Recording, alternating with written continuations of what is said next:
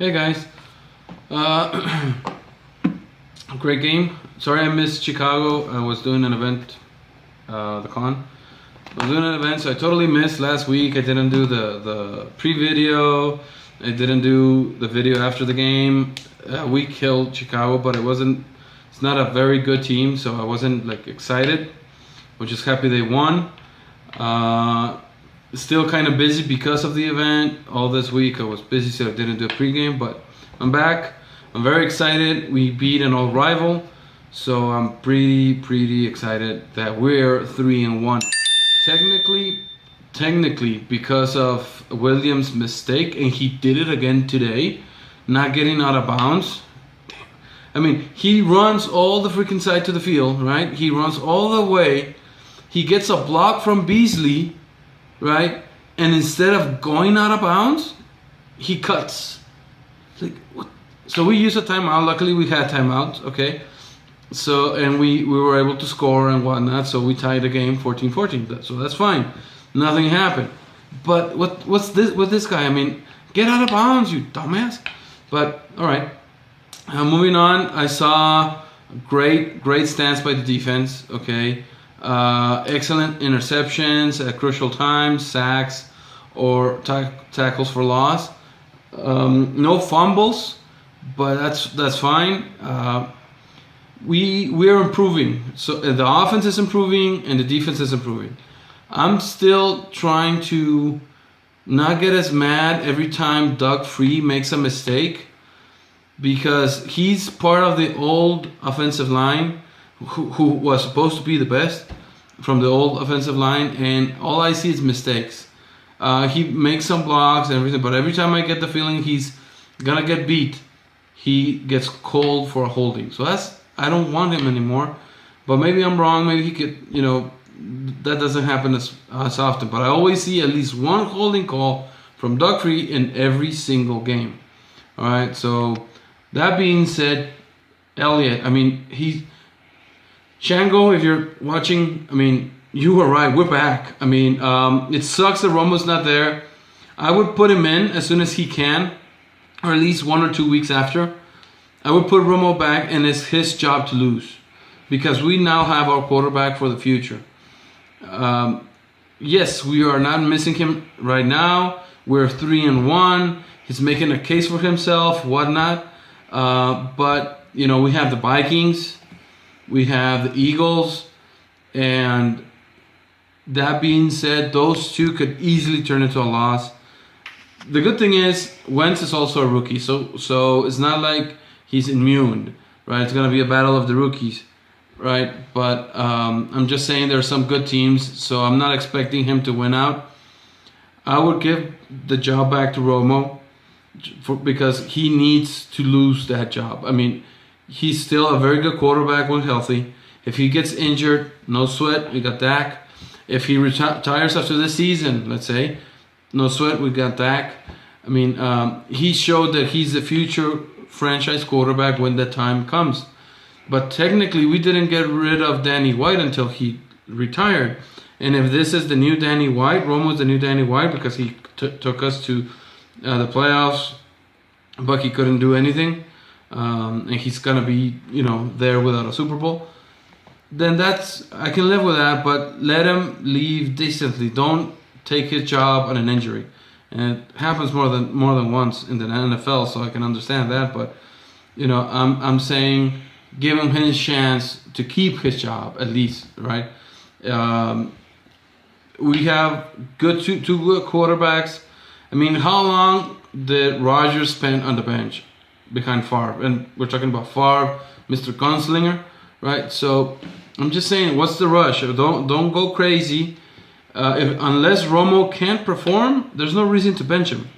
I know this kid is hot and everything, but when Romo's healthy, give him a chance. If he loses the job, he lost it, that's fine. But,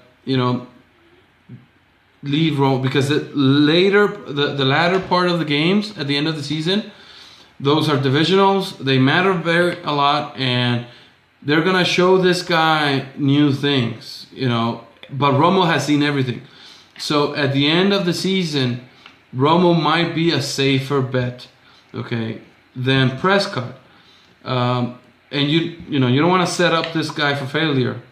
But that being said, I mean, I'm not the coach, I'm not the owner. So let's see what happens. I would leave him in. As soon as he's healthy, okay, I'm not going to rush you. Maybe week 10, week 9, but come back in. Other than that, I mean, just give him back a job. That's what I think. But I'm very happy he's doing well. I'm glad it's not my decision, because that's a hard decision. Imagine if he gets to be 7-1, 6-2, or whatnot by the time Romo could come back. That's going to be a hard decision. But if we're 5-3, 4-4, I mean, that's going to make it easier. But right now, I mean, he would have to lose 3 out of the last 4, right? Or lose 2, going 2-2. I did count Philadelphia and Vikings, so that could still happen. We getting a 5-3. But I mean, right now the way it looks, we look solid. So if they wanted Romo after the bye week in week 8. We technically have week 5, 6 for the bye week, and then Romo back. So in 3 weeks, we could see Romo back. This guy has 2 more games to play before we could have Romo back. I would wait for the 8th game. I would wait until week 8's game. That'd be 7 games. So if he has a winning record, regardless, I mean, you turn back Romo in, whatever. But that's just my 2 points. In this game, I enjoyed it. Enjoy the fact that they were down 0-14 and the defense finally understood what they were doing and shut it down completely. I mean, giving the offense the opportunity to get back into this game, right? Tying the game at the last second, in the first half, getting 14-14. That switched the momentum. I mean, they didn't know what to do with us. And the fact that we could have almost been 28-17, that would have been, excellent. But, they buckled down. They did say there was a good defense. And obviously we were going to run it, so they knew what was coming, right? So offensive line, you need to buckle down, dude. Open some lanes for Elliott. You affected my fantasy. Well, I still don't mind the 3 points from Bailey. I have Bailey too. Guys, I'm excited. Next game, let me check. What's the next game? I believe we have, I don't remember. That's the week 5. I don't remember. Week 6 is the Vikings. We will get a bye week and then come back with the Eagles. So let me see schedules. I think it's an AFC opponent. Let me see. I'm almost positive. I want to say it's the Browns, but I'm not totally positive. Let me see. Cowboys. Oh no, it's Bengals. I was close. The Bengals. We're playing the Bengals at home. It's an iffy team. I mean, they have good offense and defense, but it's an iffy team. You never know what you're gonna get with them. So it could be an easy game for Dak. It could be a hard game, but it's at home and we're playing really well. And Elliott, it also like Prescott, no longer a rookie. They know what they're doing. I'm not saying they're not gonna make any mistakes, but they know what they're doing now, and they're a force to be reckoned with. Again, the good things I'm saying about Dak, I understand that I'm still one Romo back because it's his job to lose. I wouldn't take it away from him, right? But regardless what happens after Romo or how they do it, I'm all in for Dak Prescott. I'm hoping for him for the best.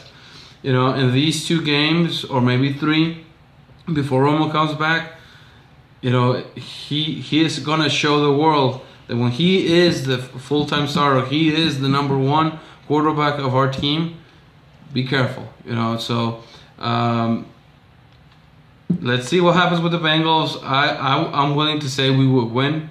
That would be, we're a 4-1 team since 2014, and 2014 was Romo. So it's a good season so far. Let's hope it continues.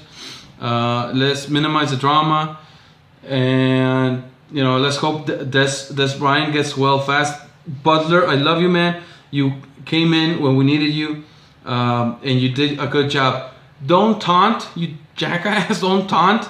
We were winning, so don't do any taunting. I know it's the 49ers and we hate them, but avoid the taunts, okay? You could do that when we win the game and it's actually over.